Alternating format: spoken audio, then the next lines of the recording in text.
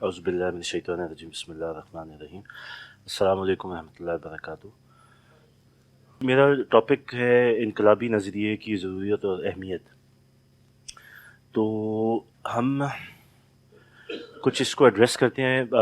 مجھے راستے میں فاروق بھائی ملے تھے تو کچھ انہوں نے بھی شاید بنیاد رکھی ہو اس پہ، اسلامی میرے خیال میں سیاسی نظریہ یا انقلابی نظریہ، سیاسی نظام پہ، جی تو مجھے بتا رہے تھے۔ تو بہرحال اس کو ہم ٹچ کریں گے، لیکن کیونکہ ٹاپک جو ہے وہ براڈلی اسپیکنگ انقلابی نظریے سے تعلق رکھتا ہے، سو ہم ایک آپ کہہ لیں کہ براڈ بیسڈ ڈسکشن کریں گے تاکہ ہم یہ سمجھیں کہ انقلابی نظریہ ہے کیا اور اس کی امپورٹنس کیا ہے، اور ظاہر ہے پھر اس کو ہم اپنی دین کی تعلیمات اور جو اسلام کی روایات ہیں اس کے ساتھ بھی جوڑیں گے اور سمجھیں گے کہ اس کو کنیکٹ کیسے کرنا ہے۔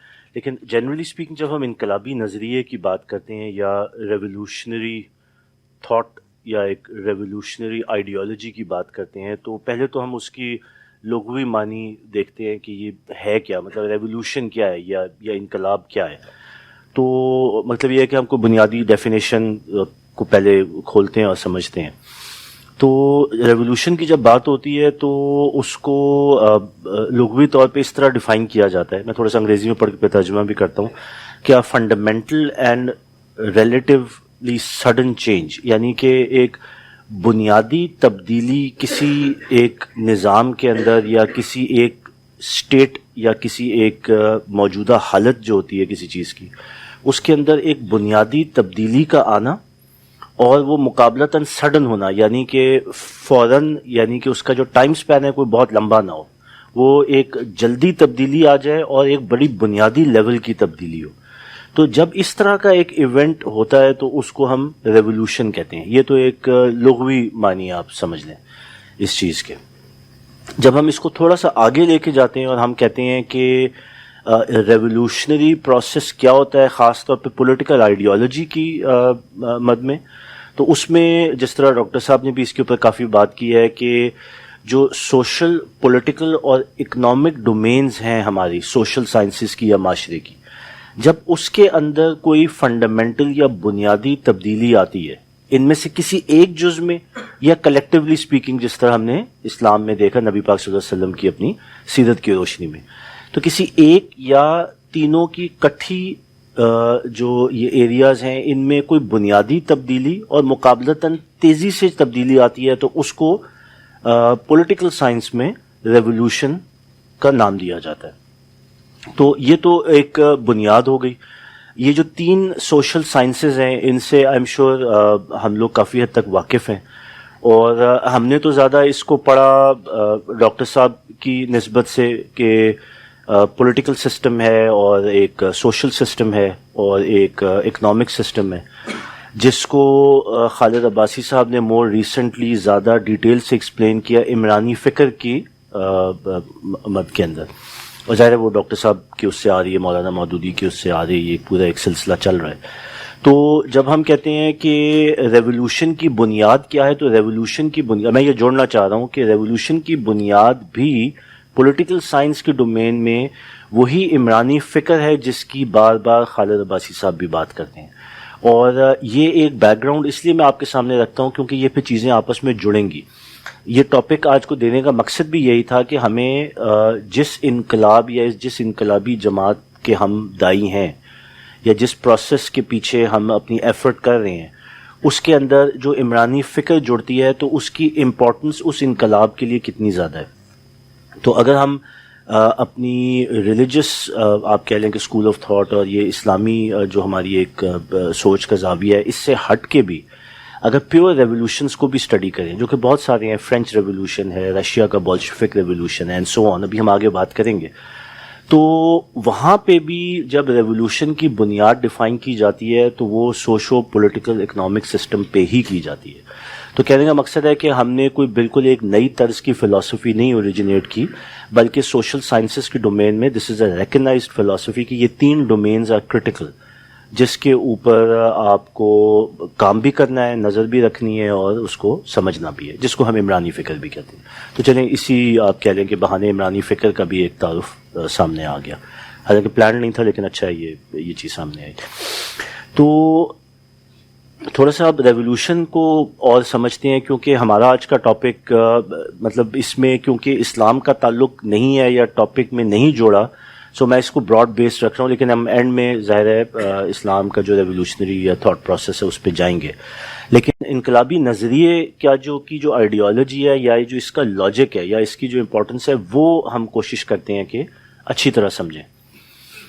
دیکھیں، ریولیوشن جو ہوتا ہے اس کے بہت سارے آپ کہہ لیں کہ اشکال ہیں جو کہ ماضی میں آئی ہیں، اور ہم تھوڑا سی ابھی بات بھی کرتے ہیں آگے.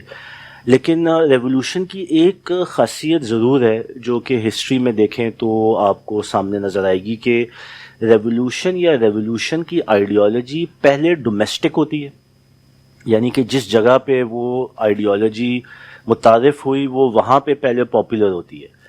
لیکن ایک ٹرو ریولیوشنری آئیڈیالوجی کی اسپیشلٹی ہے کہ وہ اس کے بعد ایکسپورٹ بھی ہوتی ہے، وہ اپنے جیوگرافیکل ڈومینز کے اندر محدود نہیں رہتی ہے. یہ بھی ہمیں سمجھنا ضروری ہے، یہ ہمارے لیے امپورٹنٹ ہے، کیونکہ ہم بھی ایک انقلابی جماعت اور اس کے بعد اس ریولیوشن کے دائیں ہیں. تو ہمیں یہ بات سمجھنی چاہیے، اور جب ہم شوبان کی بھی بات کرتے ہیں اور شوبان کی بھی فنڈامنٹل آپ کہہ لیں کہ ریزنز آف کریشن یا اس کی آئیڈیالوجیکل بیک گراؤنڈ کی بات کرتے ہیں، تو ہم ایک عالمی انقلابی جماعت کی ٹائٹل پہ اپنے آپ کو متعارف کراتے ہیں. تو یہ عالمی کا ہونا امپورٹنٹ اس لیے ہے کیونکہ اگر ہم اس ٹرو ریولیوشن کے دائی ہیں جو کہ جینوئنلی ہے اوبویسلی، اور آگے ہم کور کریں گے کہ اسلام یا اسلام کی آئیڈیالوجی یا پھر خاص طور پہ سیرت اور پھر منہج کو جس پر ہم جوڑتے ہیں، تو this is the perfect form of revolution جو اس وقت دنیا میں اور معاشرے میں موجود ہے. لیکن بہرحال ہم آگے ہم اس کو کور کریں گے. تو کہنے کا مقصد ہے کہ جس ریولیوشن کی ہم بات کر رہے ہیں یا ریولیوشن ان جنرل جو جینوئن ہوگا وہ اپنی جیوگرافیکل ڈومین سے باہر نکلے گا، اس کو آپ روک نہیں سکتے ہیں، اور یہی چیز ہوئی ہے.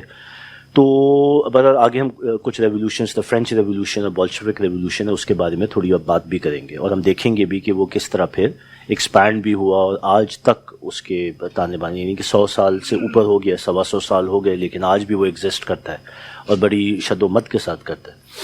تو جب ہم ریولیوشنز کی جنرلی بات کرتے ہیں تو آپ دیکھیں کہ اس کے بہت سارے آپ کہہ لیں کہ ٹائپس ہیں، اور اس کی آپ کو طرز ملتی ہے. مثال کے طور پہ کچھ ہم ایگزامپل سامنے رکھتے ہیں. انڈسٹریل ریولیوشن، زیادہ تر لوگ اس سے فیملیئر ہیں کہ late 18th century 19th century میں انڈسٹریل ریولیوشن آیا. اب جب کہتے ہیں کہ انڈسٹریل ریولیوشن، تو پھر اب ہم کیونکہ آئیڈیالوجی کی بات کر رہے ہیں تو انڈسٹریل ریولیوشن کے پیچھے کیا آئیڈیالوجی تھی؟ انڈسٹریل ریولیوشن کے پیچھے آئیڈیالوجی تھی اسٹیم انجن کا بننا.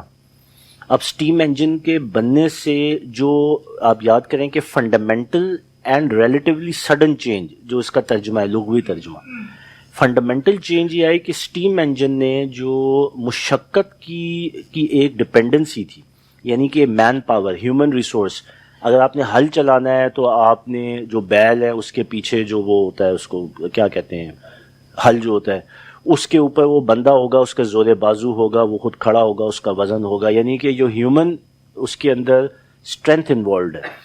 تو انڈسٹریل ریولیوشن میں جب اسٹیم انجن بنا تو اس انجن نے اس فرد کی جو قوت اور طاقت تھی اس کو ریپلیس کیا. تو ایک فنڈامنٹل چینج آیا اس پروڈکشن کے سسٹم کے اندر، اس لیے ہم اس کو انڈسٹریل ریولیوشن کہتے ہیں. اور پھر بڑی تیزی سے بھی آیا. ہم نے دیکھا کہ اسٹیم انجن کے بعد پھر انجن کی یوٹیلائزیشن میں پھر گاڑیاں بھی بنی اور پرنٹنگ پریس بھی بنی اور بہت سارا کچھ بنا، آگے مشینریز بھی بنی and so on.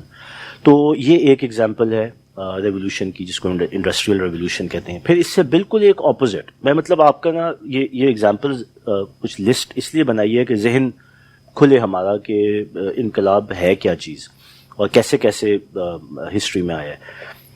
Feminist revolution, یہ آج کل جو آپ نے بہت چرچا بھی ہوا ہے پچھلے دنوں، یہ بڑے جلوس ولوس بھی نکلے، وہ جو می ٹو موومنٹ ہے جس میں حقوق نسواں کے اوپر، تو اس کی ایک بہت بڑی تحریک جو ہے وہ 19th سینچری میں، مڈ آف 19th سینچری میں یو ایس میں اور پھر یورپ میں پھیلی، وہ فیمنسٹ ریولیوشن تھی، حقوق نسواں.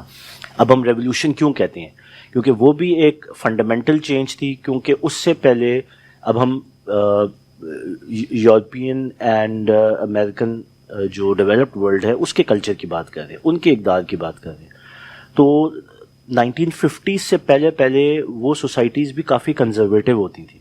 وہاں پہ بھی خواتین کے لیے ایکسپیکٹڈ تھا کہ جی ان کے لباس کے کچھ تھریش ہولڈز ہوں گے, کوئی ڈیفینیشن ہوگی. اس کے بعد خواتین کا نوکری کرنا یا مارکیٹ میں جا کے تو اپنی لیبر کو پریزنٹ کرنا یا کمانے کا رجحان نہیں تھا یا اچھا نہیں سمجھا, معیوب سمجھا جاتا تھا.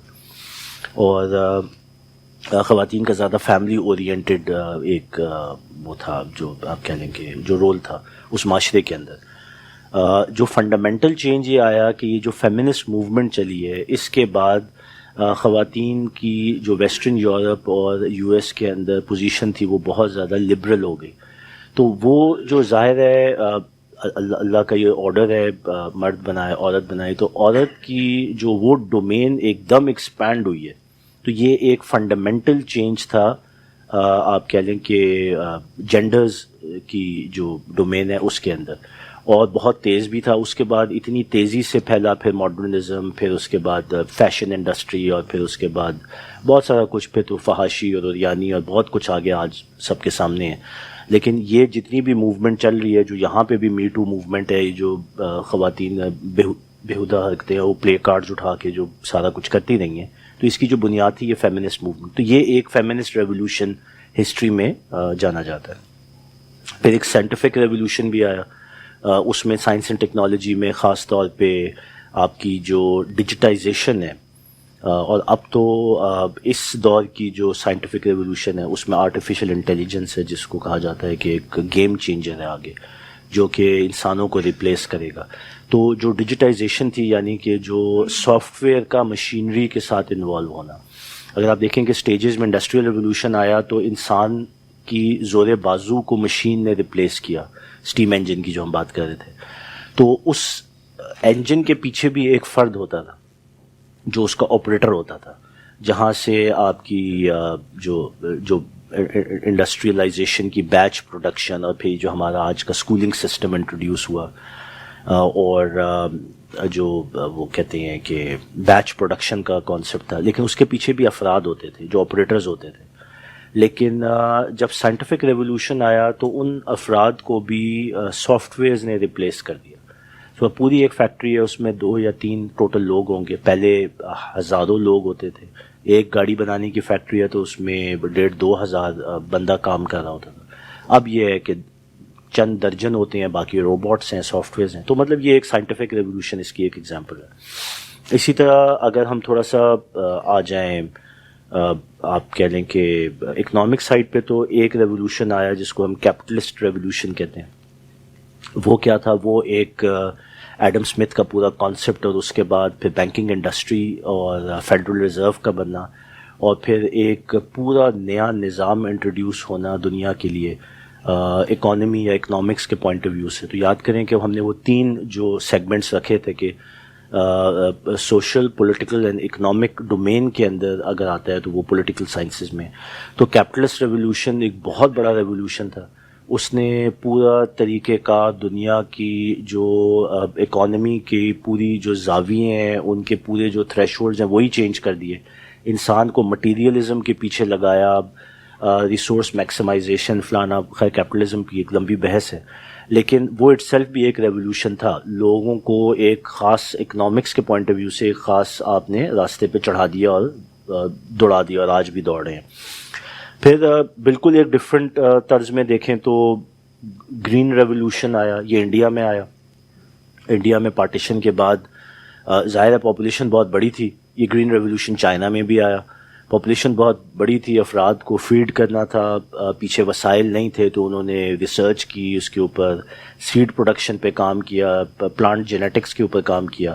اور بہرحال ایک ریولوشن یہ لے کے آئے کہ جس کھیت میں پہلے ایکڑ میں مثال کے طور پہ 20 من گندم ہوتی تھی, تو پھر جو ہے وہ 60 من, 3 گنا 4 گنا اس کی پروڈکشن ییلڈ بڑھا دی.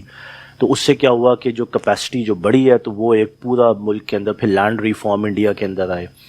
تو یہ پورا ایک اٹ سیلف ایک ریولوشن تھا, یعنی ایک فنڈامنٹل چینج تھی پروڈکشن سائیکل ایگریکلچر کے اندر. پھر ہم پولیٹیکل سائڈ پہ آئے تو ایرانین ریولوشن آیا، وہ ایک ظاہر ہے دین کو بنیاد بنا کے تو ہمارے پڑوسی ملک کے اندر آیا، اور اس کی آپ کو بیک گراؤنڈ پتہ ہے۔ امریکن ریولوشن آیا، اس کی اپنی تھی، وہ سیاسی بھی تھا، وہ نسلی بھی تھا، تو اس کے اپنے، تو کہنے کا مقصد یہ ہے کہ ریولوشنز کی بہت ساری ٹائپس ہیں اور بہت ساری فارمز ہیں، لیکن ریولوشن اٹ سیلف کوئی معنی نہیں رکھتا جب تک اس ریولوشن کے پیچھے ایک ساؤنڈ اور سالڈ آئیڈیالوجی نہ کھڑی ہو۔ اور یہ وہی آئیڈیالوجی جو ہم نے کہا کہ پہلے یہ اپنی ڈومیسٹک جگہ یا ایریا میں جگہ بناتی ہے اور اس کے بعد یہ ایکسپورٹ بھی ہوتی ہے۔ یہی اس کا لٹمس ٹیسٹ بھی ہے کہ یہ واقعی جینوئن ریولوشنری تھیوری ہے کہ نہیں۔ یہ جتنی بھی ہم نے پڑھی یہ ساری ہسٹری کا پارٹ ہیں، اور پھر یہ جہاں سے شروع ہوئی وہاں سے پھر پوری دنیا میں پھیلی، جتنی بھی ہم نے ابھی پیچھے ایگزامپلس کی بات کی۔ دو ایگزامپلس میں نے ابھی خود روکی ہوئی ہیں، وہ ہم آگے بات کریں گے، وہ فرینچ ریولوشن ہے اور رشیا کی بولشوک ریولوشن ہے، اس پہ ہم تھوڑی سی ڈیٹیل میں اور بات کریں گے۔ لیکن کہنے کا مقصد ہے کہ یہ جتنی بھی ریولوشنز ہیں ان کے پیچھے اصل چیز جو ہے وہ اس کی آئیڈیالوجی ہے، جس کو ہم انقلابی نظریہ کہتے ہیں۔ وہ انقلابی نظریہ جتنا ساؤنڈ ہوگا، جتنا جینوئن ہوگا، جتنا وہ شد و مد سے پیش کیا جائے گا، اور اس کے بعد جتنی اسٹرانگ طریقے سے اس کی تشہیر کی جائے گی تو وہ کامیاب ہوگا۔ یا وہ اوریجنل ہو، نیا ہو، اور اگر پرانا ہے تو اس کو جدید طرز کے اوپر پریزنٹ کیا جائے، معاشرے کے اس وقت کی جو سمجھ ہے اور انٹلیکچوئل جو لیول ہے اس کے مطابق اس کو سامنے رکھا جائے، اور یہ چیزیں ہمارے اوپر اپلائی کرتی ہیں۔ ہم جب ہم منہج کی بات کرتے ہیں، ہم سیرت کی بات کرتے ہیں یا قرآنک آئیڈیالوجی کی بات کرتے ہیں، تو آج اگر ہم اس آئیڈیالوجی کو آج کے آڈینس کی زبان اور انڈرسٹینڈنگ کے لیول پہ نہیں پریزنٹ کریں گے تو ہم آئسولیٹ ہو جائیں گے۔ تو ریولوشن کی بنیاد یا ریولوشنری آئیڈیالوجی کی بنیاد ہی یہ ہے کہ ایک تو وہ اوریجنل ہو، نیو ہو، اوریجنل ہو، یا پرانی کو آج کے دور جدید کے تقاضوں کے مطابق پریزنٹ کیا جائے۔ نمبر 2، اس کے پیچھے جو افراد ہیں وہ کمیٹڈ ہوں، اینڈ نمبر 3، اس کی تشہیر کے لیے سارے ذرائع ابلاغ یوز کیے جائیں جو کہ آپ کے پاس میسر ہیں۔ تب وہ ریولوشن جو ہے یا وہ ریولوشنری آئیڈیالوجی ہے وہ ٹیک آف کرتی ہے، اپنی جگہ بناتی ہے۔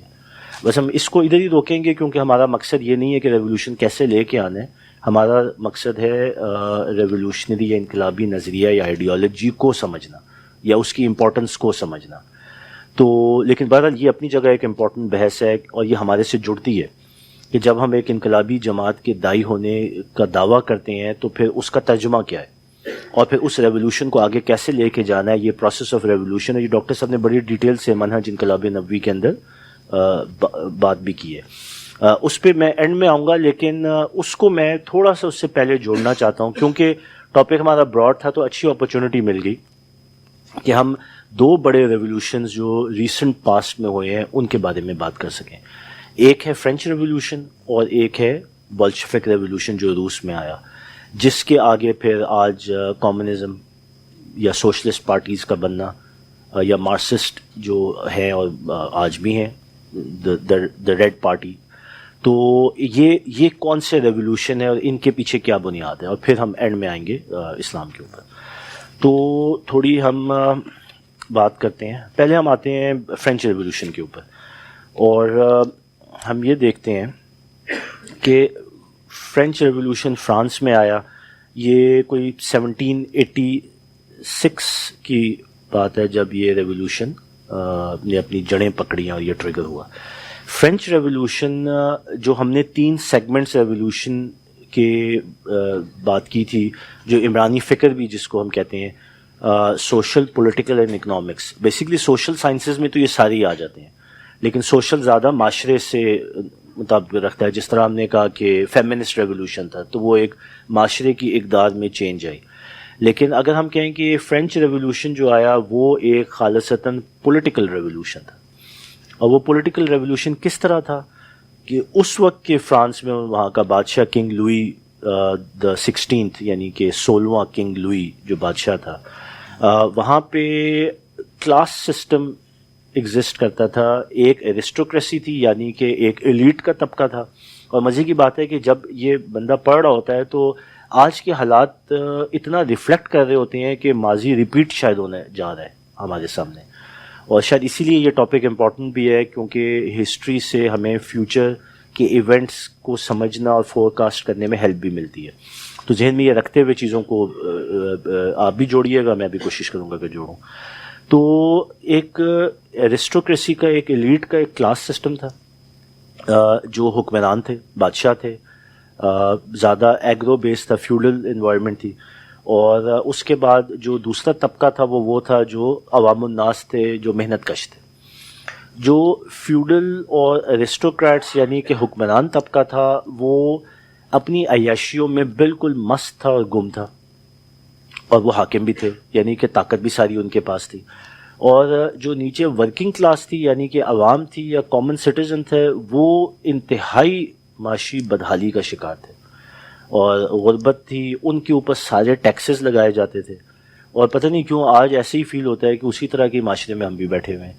جو اوپر والا طبقہ تھا، جو ایرسٹوکریٹس تھے، ان کو کوئی غرض نہیں تھا کہ نیچے کوئی مر رہا ہے، کھپ رہا ہے، اپنے بچے بیچ رہا ہے، کوئی اپنی بیٹیاں بیچ رہا ہے سروائیو کرنے کے لیے، یا خودکشیاں کر رہا ہے. ان کو اس سے غرض ہی کوئی نہیں تھا. وہ اپنی عیاشیوں میں، اپنے مزے کے اندر ٹوٹل گھومے ہوئے تھے. اچھا، اس کے بعد جتنے بھی ٹیکس کلیکشن ہوتی تھی وہ غریب سے ہوتی تھی.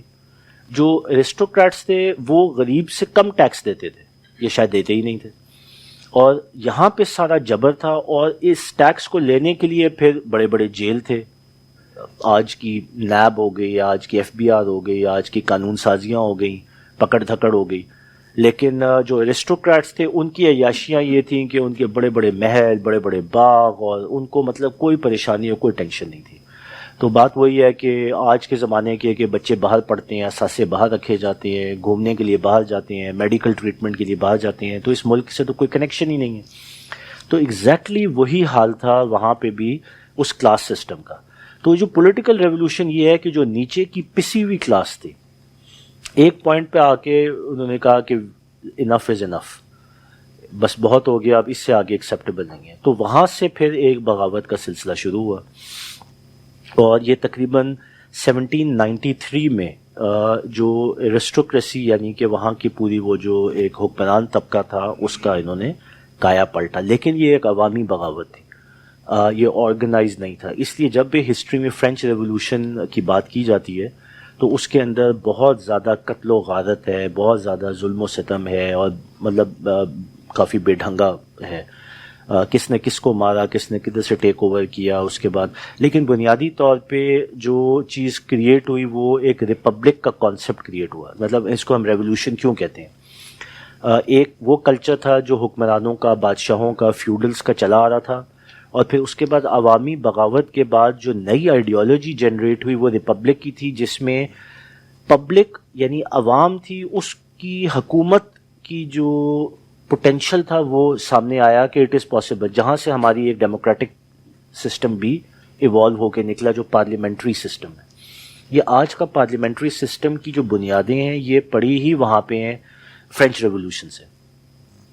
اچھا، فرینچ ریولوشن میں ایسا نہیں ہے کہ ایک جتھا اٹھا، اس نے جو اوپر کی کلاس تھی اس کو سب کو قتل کر دیا اور آ کے حکومت میں بیٹھ گیا. نہیں، یہ ایک سسٹمیٹک سٹیج بائی سٹیج تھا. ایک پوائنٹ آیا کہ عوام کا ایک گروپ تھا جو کہ ریپرزینٹ کرتا تھا اور نیگوشیٹ کرتا تھا. ادھر ایک ایرسٹوکریٹس یعنی کہ جو حکمران طبقہ تھا ان کا گروپ ہوتا تھا.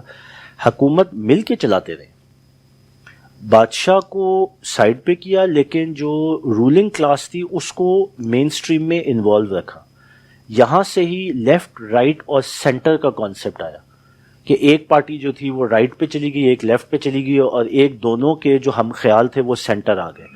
تو جنہوں نے آج کی ماڈرن پولیٹیکل سائنسز پڑھی ہیں تو ان کو پتہ ہے کہ لیفٹ، رائٹ، سینٹر کا کانسیپٹ ہے جب ہم پارلیمنٹری فارم آف گورنمنٹ کی بات کرتے ہیں، تو جس میں یہ اپوزیشن جس کو ہم اپنے اس میں اگر ہم کہیں اصطلاح میں، تو ایک رولنگ پارٹی ہے، ایک اپوزیشن پارٹی ہے اور اس کی ساری. تو یہ لیفٹ، رائٹ، سینٹر کا کانسیپٹ اوریجنیٹ ہوا فرینچ ریولوشن سے. اور پھر مزے کی بات یہ ہے کہ یہ یہاں پہ رکا بھی نہیں. پھر یہی فرینچ ریولوشن جو ہے یہ نیپولین بوناپارٹ جس کا ہم نے ہسٹری میں کافی نام سنا ہے. ایک پوائنٹ پہ آ کے پھر اس نے کیونکہ یہ ریپبلک کی شکل یا عوام کی جو ریپرزنٹیشن تھی اس کو نیپولین بوناپارٹ نے لیڈ کرنا شروع کیا. تو اس کے بعد یہ ریولوشن ایکسپورٹ ہوا ہے, پھر جرمنی بھی گیا ہے, اٹلی بھی گیا ہے, اور یورپ میں براڈلی اسپیکنگ پھر پھیلا بھی ہے. تو فرینچ ریولوشن کی اگر ہم بات کریں تو یہ ریولوشن اسپیسیفکلی ہم کہیں گے کہ پولیٹیکل ڈومین کے اندر آیا, اور وہاں سے یہ پارلیمنٹری فارم آف گورنمنٹ جو ہے اس کی بنیادیں ڈلی. تو یہ تو ایک ٹائپ ہو گئی پولیٹیکل ریولوشن کی, بٹ یہ سگنیفیکنٹ ہے ہسٹری کے اندر. اچھا, اسی کے آپ کہہ لیں کہ اپوزٹ تو میں نہیں کہوں گا, لیکن ایک ڈفرینٹ رخ پہ اگر دیکھیں تو وہ بولشفک ریولوشن ہے. بولشفک تو نام دیا گیا, لیکن بیسکلی یہ جو ریولوشن ہے یہ رشیا کے اندر, روس کے اندر آیا, اور یہ 1818 یعنی 1818 کے اندر اس ریولوشن کی بنیاد ڈلی, اور بنیاد ڈلی کارل مارکس کی تھیوری سے. کارل مارکس ایک انڈیویجول تھا, 1818 میں پیدا ہوا, وہاں سے اس نے اپنا کام شروع کیا. جرمنی میں یہ پیدا ہوا تھا, اور جرمنی سے پھر انگلینڈ آ گیا, پھر وہاں سے اس نے سارا اپنی یہ جو پوری ایک پولیٹیکل آئیڈیالوجی ہے یہ رکھی. تو یہ ایک بیسکلی تھیورسٹ تھا, یہ ایکٹیوسٹ نہیں تھا. Karl Marx was the theorist.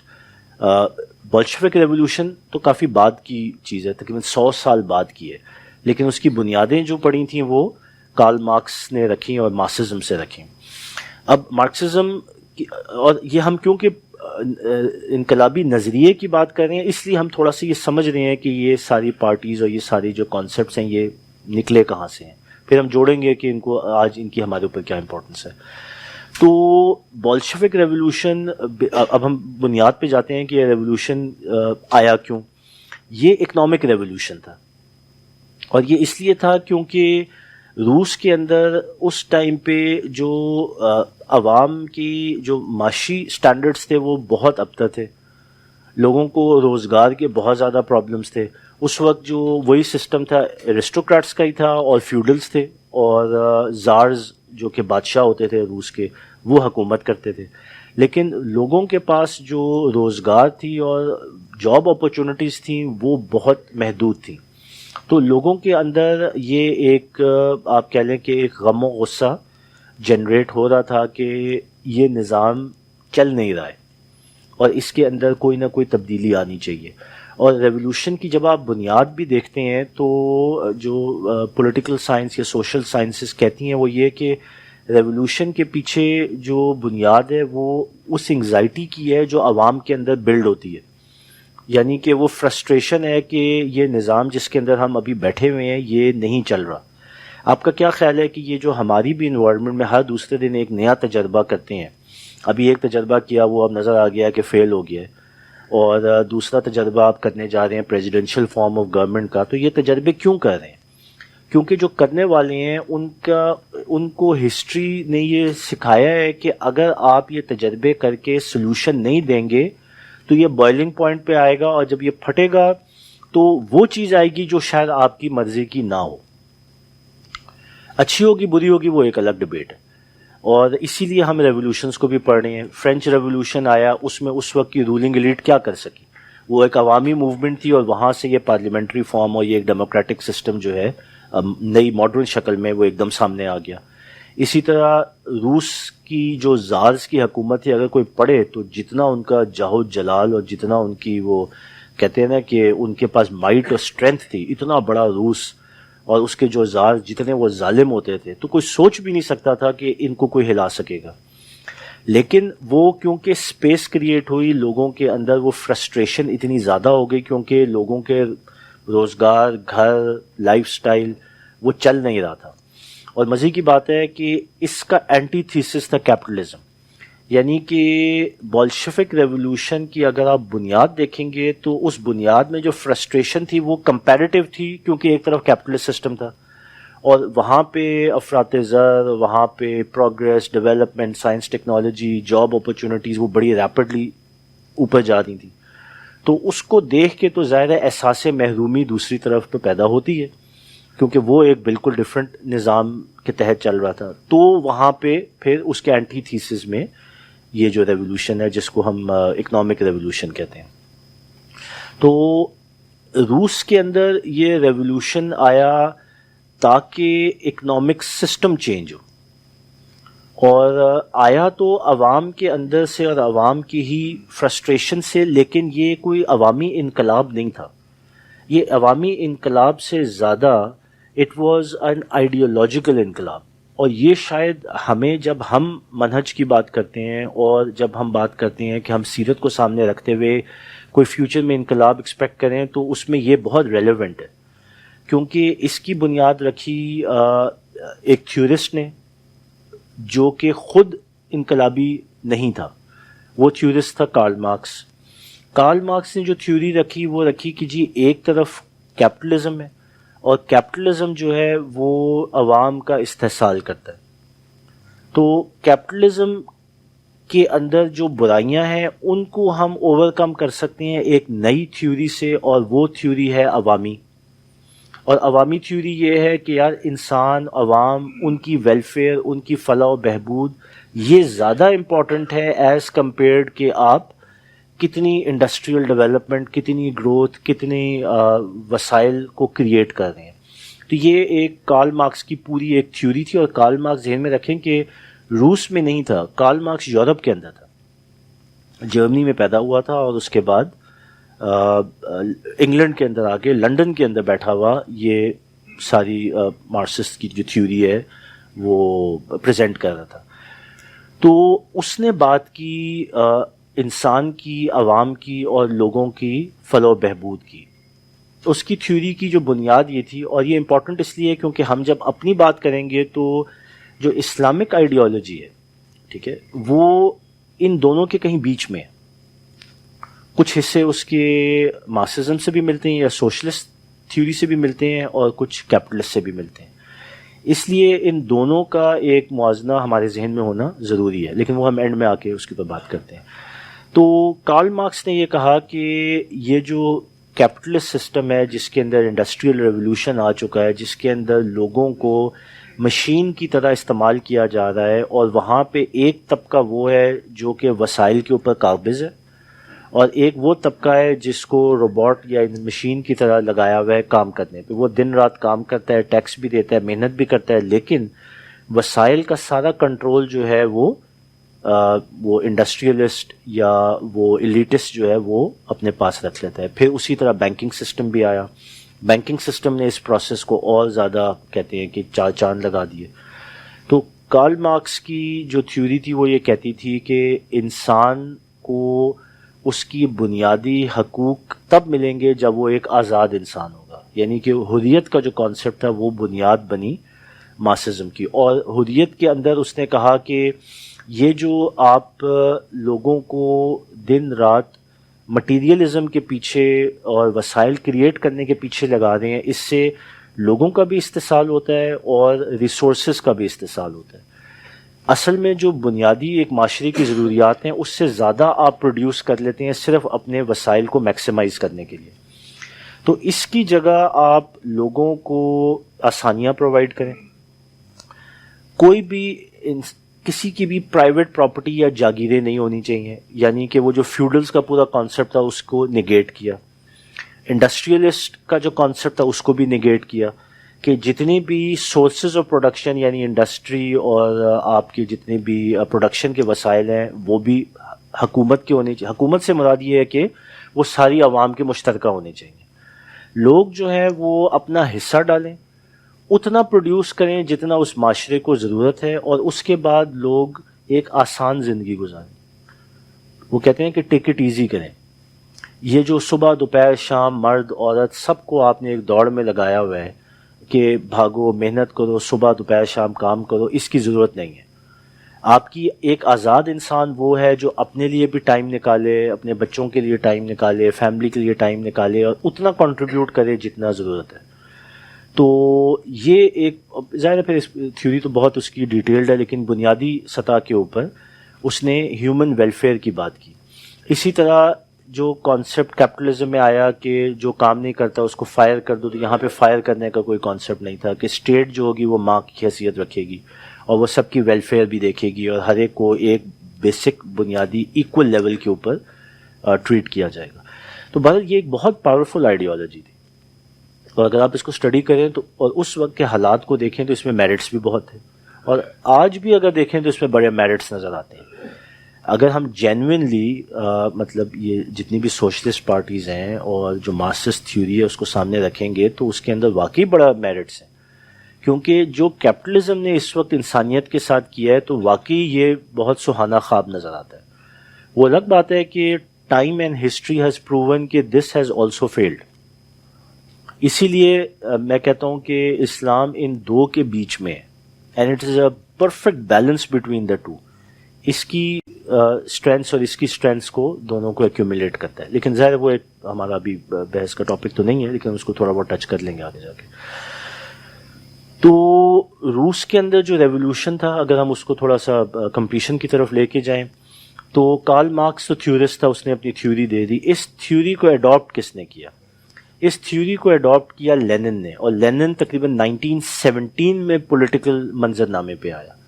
اور لینن جو تھا وہ یہ جو بولشفکس جن کو کہتے ہیں، جو کہ انقلابی پارٹی تھی، لینن نے اس کو لیڈ کیا، اور لینن نے اس چیز پہ زور دیا کہ لوگوں کو ان کے مساوی حقوق ملنے چاہیے، ان کو آزادی ملنی چاہیے. اس وقت کیونکہ فیوڈل سسٹم تھا، اور یہ جو مارکسسٹ کی تھیوری تھی یہ کیپٹلزم اور انڈسٹریل ریولوشن کے اندر سے آئی تھی. تو مزے کی بات یہ ہے، اور یہ چیز میرے لیے بھی ایک سرپرائزنگ تھی، کہ لینن نے شروع میں براڈ بیسڈ معاشرے میں کام نہیں کیا، کیونکہ وہ ایگریکلچر بیسڈ سوسائٹی تھی. وہاں پہ جا کے یہ کہنا کہ جی صبح دوپہر شام آپ کو انڈسٹری میں کام کرا کے تو استحصال ہوتا ہے، could not resonate اس وقت کے لوگوں کے حالات کے مطابق. تو لینن نے جو کام شروع کیا وہ بیسیکلی انٹیلیجنسیا کے اوپر کیا. وہاں کی جو پڑھی لکھی کلاس تھی جس کو آلریڈی مارکسزم کی سمجھ تھی کہ ہم نے بھی یہ نظام لے کے آنا ہے تاکہ یہ جو کنٹرول فیوڈلسٹ کے پاس ہے اور ایک مخصوص طبقے کے پاس ہے، اس سے کنٹرول لے کے تو براڈ بیسڈ عوام کے پاس کنٹرول، یا آپ کہہ لیں کہ جو نظام ہے سیاست کا وہ لے کے جائے. لیکن مینلی ڈرائیورز جو تھے وہ آپ کے اکنامکس تھیں. تو بہرحال لینن نے کام شروع کیا پہلے انٹیلیجنسیا پہ. اب آپ دیکھیں کہ جب ڈاکٹر صاحب بھی کہتے ہیں کہ جی ہمارا جو مین ہدف ہے وہ معاشرے کی انٹیلیجنسیا ہے، کیونکہ ان کو جب آپ کنونس کر لیں گے تو پھر باقی براڈ بیسڈ عوام الناس کے اندر میسج پہنچانا آسان ہوگا. تو میں صرف ایک کمپیریزن کر رہا ہوں کہ this is how Lenin adapted a theory جو کہ یورپ کے اندر کارل مارکس نے پریزنٹ کی تھی. اس کو اپنے معاشرے میں انٹروڈیوس کرنے کے لیے پہلے اس نے انٹیلیجنسیا پہ کام کیا، اور جس وقت انٹیلیجنسیا آن بورڈ آ گئی تو اس کے بعد پھر سوشلسٹ پارٹی بنا کے تو اس کو براڈ بیسڈ ڈاؤن اسٹریم اس کی جو روٹس ہیں اور جڑیں ہیں وہ پکڑنا شروع ہوئیں. تو بہرحال یہ ایک پورا پروسیس تھا. لینن نے سوشلسٹ پارٹی بنائی، سوشلسٹ پارٹی کے اندر ورکرز آئے، ان میں سے ایک ورکر جو تھا وہ اسٹالن بھی تھا. اسٹالن جو تھا وہ انقلابی تھا اور وہ ایک پراپر ورکر تھا. اس نے جیلیں بھی کاٹی ہیں، اس نے بینک بھی لوٹے ہیں اپنی تحریک کو سپورٹ کرنے کے لیے. اور آہستہ آہستہ کرتے کرتے پھر لینن جب فوت ہوا ہے تو لینن کے بعد اسٹالن حکومت میں آ گیا. لیکن وہ تو چلیں خیر ایک پورا بولشوک ریولوشن کی ایک ہسٹری ہے.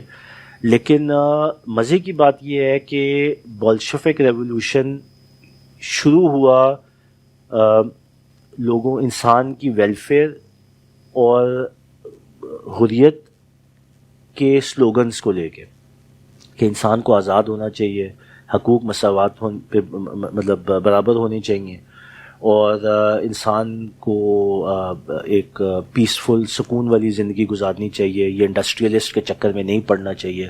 اچھی باتیں ساری. اینڈ رزلٹ کیا ہوا؟ اینڈ رزلٹ یہ ہوا کہ بدترین قسم کی ڈکٹیٹرشپ اور فیشزم کے اوپر یہ ختم ہوا. اسٹالن جو تھا اس نے یہ گاؤلز میرے خیال میں یا گاؤڈز اس طرح کچھ نام تھا، وہ ان کی جیلیں ہوتی تھیں. 20 ملین بندہ، 20 ملین میرے خیال میں کتنا 2 کروڑ ہوگا، 2 کروڑ بندہ اس وقت اس نے جیلوں میں ڈالا ہوا تھا، کیونکہ اس نے مینڈیٹری ورک ٹائم ورک کی جو وہ کہتے ہیں نا کہ بندش جو لوگوں کے اوپر ڈال دی کہ تم اگر زراعت کا کام تمہیں دے دیا ہے تو تم جو ہے وہ 8 گھنٹے یا 10 گھنٹے جو ہے وہ کھیتی باڑی کرو گے, اگر نہیں کرو گے تو تمہارے اوپر سزا, تم اتنا ٹیکس دو گے ورنہ سزا. وہ پھر اور اس کے بعد اسیسینیشنز, اس کے بعد فائرنگ اسکواڈ, مطلب بدترین فیشزم کے اوپر یہ اینڈ اپ ہوا. اسی طرح فرینچ ریولوشن کو بھی دیکھیں تو دنیا کے بدترین بلڈی ریولوشنز میں فرینچ ریولوشن بھی آتا ہے. تو بات یہ ہے کہ یہ ریولوشن ہم اسٹڈی تو کرتے ہیں, ہم سوشلزم کی بھی بات کرتے ہیں, ہم سوشلسٹ پارٹیز بھی آج موجود ہیں, ان کی آئیڈیالوجی بڑی اچھی بھی لگتی ہے تھیوری کے پوائنٹ آف ویو سے, لیکن جب وہ پریکٹیکلی اپلائی کی گئی تو اس کا اینڈ رزلٹ کیا نکلا.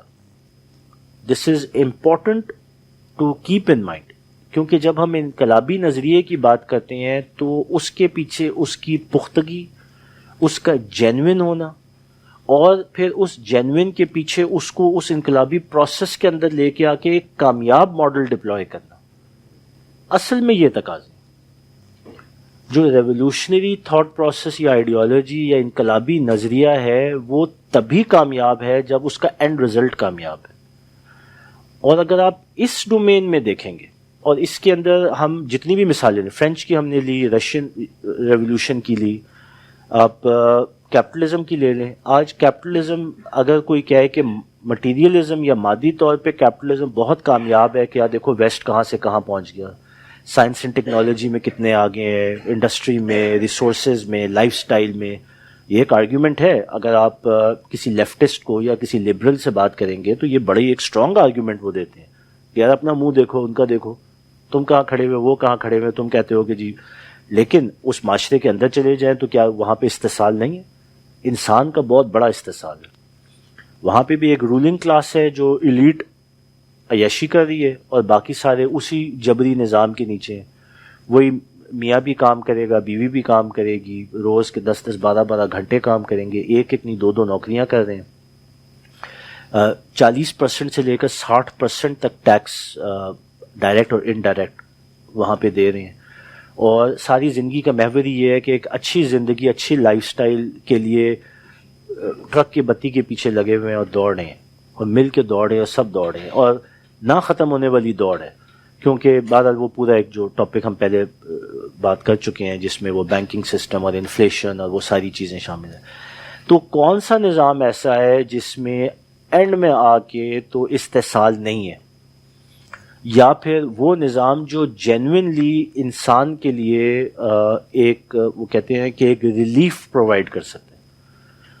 تو میرا یہ, میں اپنے آپ سے بھی سوال کرتا ہوں, آپ سے بھی سوال کرتا ہوں کہ انسان کے بنائے ہوئی انقلابی آئیڈیالوجی کوئی ایسی ہے جس کو ہم کہیں کہ یار یہ پرفیکٹ ہے, اور اس نے جو اینڈ رزلٹ دیا وہ واقعی وہ تھا جس میں جینوئنلی لوگوں کی حریت اور آزادی اور خود مختاری اور وقار, وہ ساری چیزیں انٹیکٹ رہیں. میرا یہ خیال ہے, آپ کی بھی رائے اگر ہے تو آپ دیجیے گا, کہ یہ انسان کے بس کی بات نہیں ہے. کیونکہ وہ کہتے ہیں نا کہ اگر انسان کے اختیار میں ہوتا تو ساری دنیا اس وقت فاقے سے مر چکی ہوئی ہوتی. یہ اختیار یا یہ پرفیکٹ سسٹم بنانے کی کیپیبلٹی صرف اللہ سبحانہ تعالیٰ کی ذات کے پاس ہے.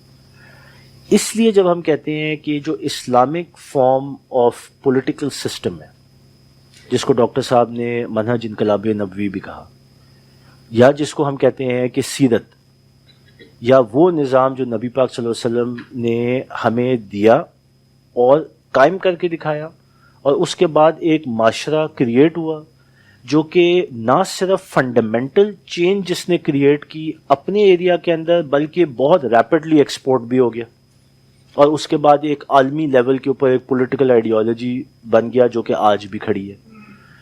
تو پھر یہ ہمیں خود پہلے کلیئر ہونا چاہیے کہ ہم جب انقلابی بننے جاتے ہیں تو پہلے ہمیں یہ پتا ہو کہ الحمدللہ ہمارے پاس جو انقلابی نظریہ ہے, دا پولیٹیکل آئیڈیالوجی یا ریولوشنری آئیڈیالوجی, وہ کسی انسان کا بنایا ہوا نہیں ہے, وہ اللہ سبحانہ تعالیٰ کا بنایا ہوا ہے. اور یہ ایک بہت بڑی رسپانسبلٹی بھی ہے اور ایسٹ بھی ہے جو ہمارے ہاتھ میں موجود ہے, کہ وہ نظام اللہ نے ایک پرفیکٹ بنا کے ہمیں دیا، اور اللہ تعالیٰ نے خود کلیم کیا کہ یہ پوری بنی نوع انسان کے لیے، صرف یہ تم مسلمانوں کے لیے نہیں ہے. اس کو پریکٹیکلی ڈپلوائے کیا نبی پاک صلی اللہ علیہ وسلم نے اپنی زندگی کے اندر. ہمارے سامنے ایک رول ماڈل، اس پہ ہمیں سیرت کو ہم سٹڈی کریں. جس طرح ڈاکٹر صاحب کہتے ہیں کہ سیرت کو جب آپ پولیٹیکل آئیڈیالوجی کے زاویے میں رکھتے ہوئے سٹڈی کریں گے تو آپ کو ایک بالکل الگ ڈومین نظر آئے گی، جس میں انہوں نے وہ مثال بھی دی نا، وہ کافی سارے، ابھی خیر اس کو ڈسکس کرنے کا ٹائم نہیں ہے.